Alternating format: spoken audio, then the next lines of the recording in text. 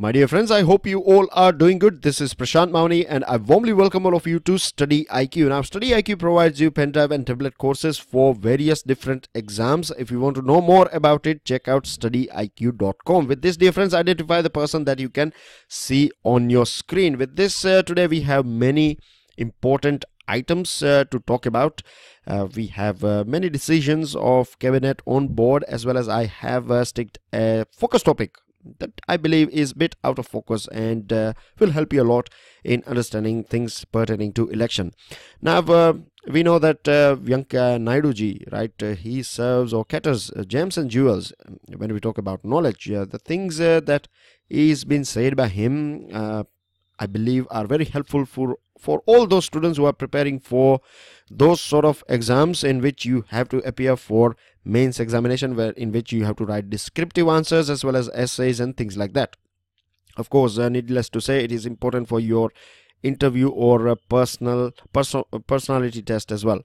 Now, the thing is, what I think Vice President Venkaiah Naidu ji, it is safe to call him WISE, Vice President as well, isn't it?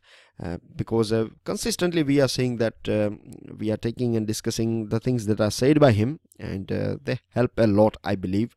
I hope you have the same feeling when it comes to the things said by Vice President. Anyways, he has shared his thoughts and understanding on Vedas, right? Today India celebrated the World Conference on Vedas, Vishwa Ved Sammelan in India, and on this occasion Venkaiah Naidu ji said that Vedas preach world peace, universal brotherhood and welfare for all.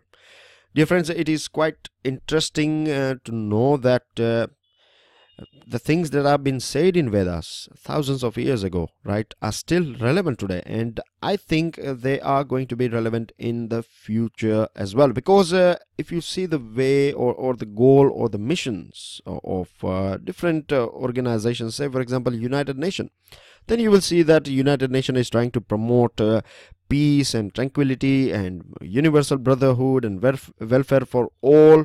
I have some examples. You can go through the speech of General Assembly. You can check out Sustainable Development Goals, 17 goals, and you will find that most of the things are covered by Vedas. And the good thing about Vedas is that rather than paying attention or giving too much emphasis on any particular religion, it is giving more weight. It is putting more weight on humanity, and that's how it should be, isn't it? Because when you put or when you are giving importance to one particular religion, then indirectly the people who are following some other faith, they would feel a bit left out, isn't it? And but when we talk about humanity, then we are taking everyone on board, which of course indicates the welfare for all. With this, one more thing that I would like to strike out here is Yajurved.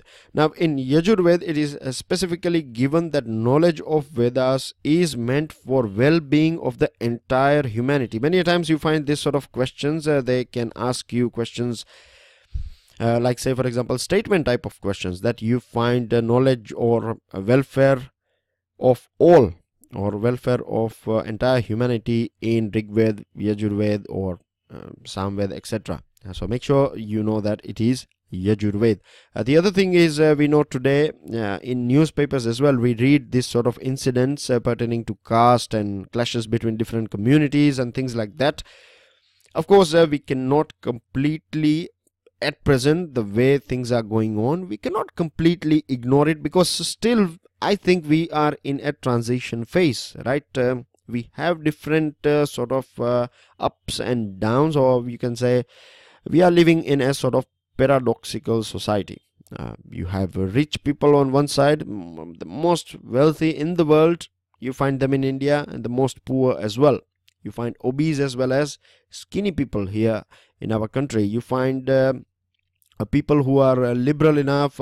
You find people who are doing intercaste marriage and things like that, inter-community marriages. And on the other side, a couple of days ago, we also saw a news of honor killing. A family killed their own daughter because she married as someone who was not belonging to their caste. So this sort of things do take place in our society, and of course it is sad. When I say it is sad, personally as well, and the other thing is, if you go through the constitution as well, then the constitution is not promoting any sort of these things.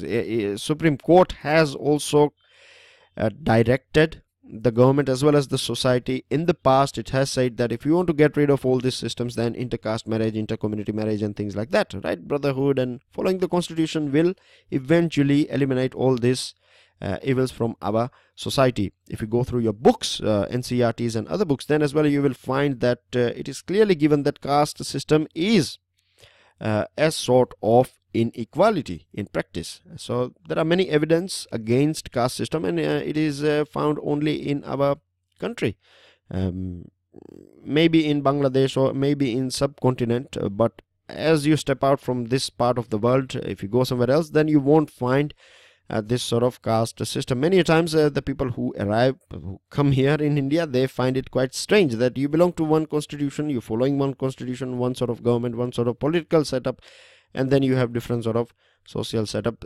If you go in different countries, they have I'm not saying everyone is equal over there. There as well you find someone is rich and poor, and someone is powerful and someone is weak. These sort of things are there, but this is a bit more severe. Anyways, Vedas, if you go through Vedas, then you find that Vedas are not talking about this caste system that we have. You know that you have this 4 division, and in fact these 4 divisions were made to make things bit easier. It was basically division of work. It was not as it is at present. If you are good with education and things like that, then you may be born in this Sudra family, but you can become a teacher, or you can become a Brahmin, right? It was there. If you are well physically fit, and if you are good in warfare and things like that, making strategies and protection and security providing, then you can be elevated to this Kshatriya community as well. So it used to be like that. That's what the original system was as per the Manu, but then later on people changed it for their own benefits. Anyways, so these are the things that have been shared by him, and here you see verse 5.60.5 that has been quoted by Mr. Naidu. He's saying that not he, but in fact the Vedas are saying that no individual in the society is either big or small according to Vedas. Now, dear friends, don't you think you can use this sort of lines when you find a question against the VIP culture? Isn't it? You can take it, you can use it, saying that VIP culture has never been appreciated in our country. If you go through Vedas, and that as well, this verse 5.60.5 clearly states this and that. So here you go, you have added more weight to your answer. Apart from that, Vedas is not only about philosophy and humanity and other things. It also talks about economic life, social life, education, as well as political fields too. So you can see it is a sort of a complete holistic you can say source of knowledge. With this, dear friends, one of the most important person who has played a pivotal role in social reform in our country is Maharshi Dayanand Saraswati, and he's the founder of Arya Samaj. I'm sure you know about it. He's also known as the builder of modern India, and he gave this slogan, "Back to Vedas." Let's go back to Vedas. This was a slogan that was provided by him, Mr. Saraswati, Maharshi Saraswati, and if you go through our history, then he is considered one of the major player in social reforms of our country. So that's everything regarding it. Now let's see what cabinet decisions or the decisions that are taken by cabinet. First one is pertaining to triple talaq. Supreme Court has already made it illegal. Now a bill is going to be placed. Cabinet has approved it. It has got its green signal. So any person who is indulging in triple talaq will be considered as a criminal, and there is a provision of some 3 years jail as well. National Ayush Mission has got a sort of extension from April 2017 to 2020.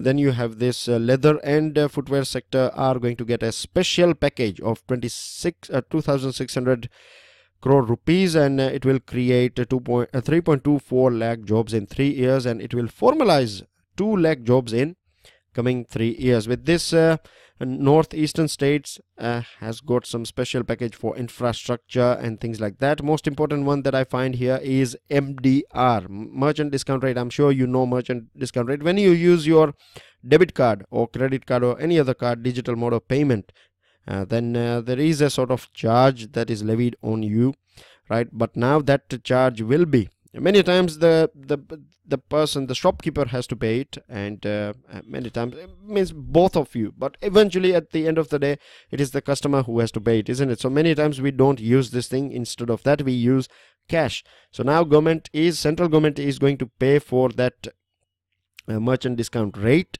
and up to 2,000 rupees shopping, no charges will be applied. So this is a sort of push for less cash economy, and this will come into effect from 1st January 2018. With this, National Medical Commission bill is also been approved by the cabinet. It will replace this Medical Council 1956 Act, and it will promote medical education, more seats for undergraduation and post-graduation, and it will also give a sort of push for infrastructure development or investment in infrastructure in terms of medical field.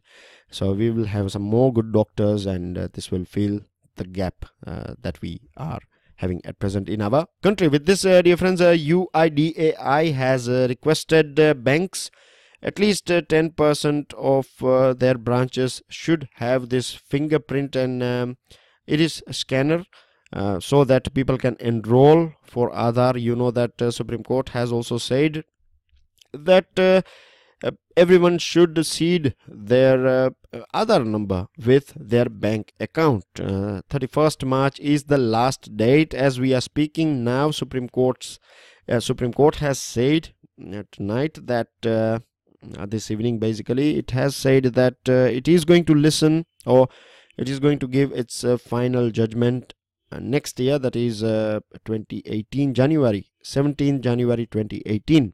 It is going to inform us regarding its stand on validity of Aadhaar. So let's wait and watch till 17 January. With this, we come to our we have reached here to our campaign and election. This is the focus topic of the day.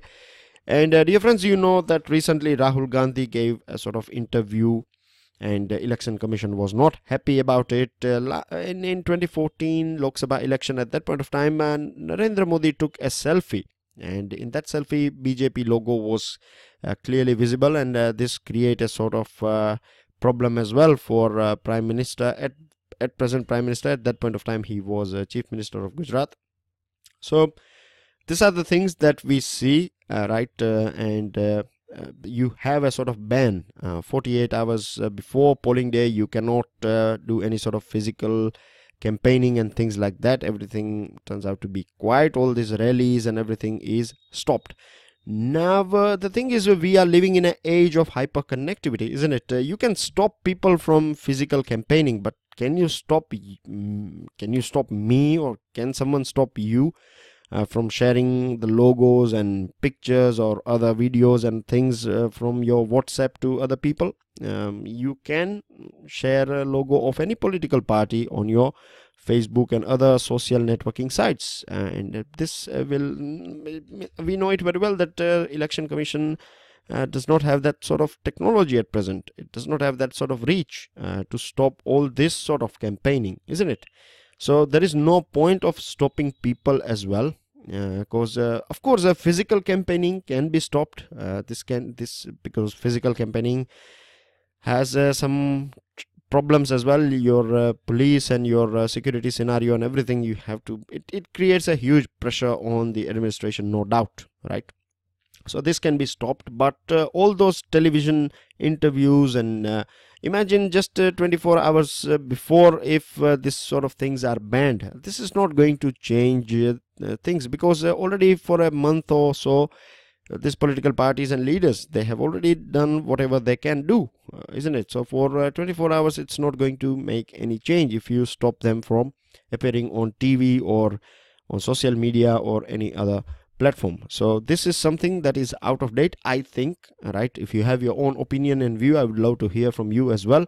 And what I think again is not only based on technology, but if you observe, then as citizens, right, we are more mature now. We know we can discriminate in bit in depth fashion, isn't it? We are more knowledgeable, I must say. Not knowledgeable, but more informed. Informed would be the right word. We know what is right and wrong, and we also know when someone is doing marketing or trying to sell something to us, this things like that. So physical campaign can be stopped, but this sort of virtual or digital campaign, there is no point of stopping them. Anyways, you cannot stop them as well, as per the things that we have at present. So that's everything regarding it, and these are your answers. Ganga Basin conversion of atmospheric nitrogen into useful compounds, 44th amendment, and the person in picture was Sayyid Akbaruddin. Today's questions are: who drafted the Purna Swaraj pledge? Jawaharlal Nehru, Subhash Chandra Bose, Rajendra Prasad, or Mahatma Gandhi? Second one, consider the following statements and state which statement or statements is or are correct. A. Rubber is cultivated in Kerala, Karnataka and Tamil Nadu. B.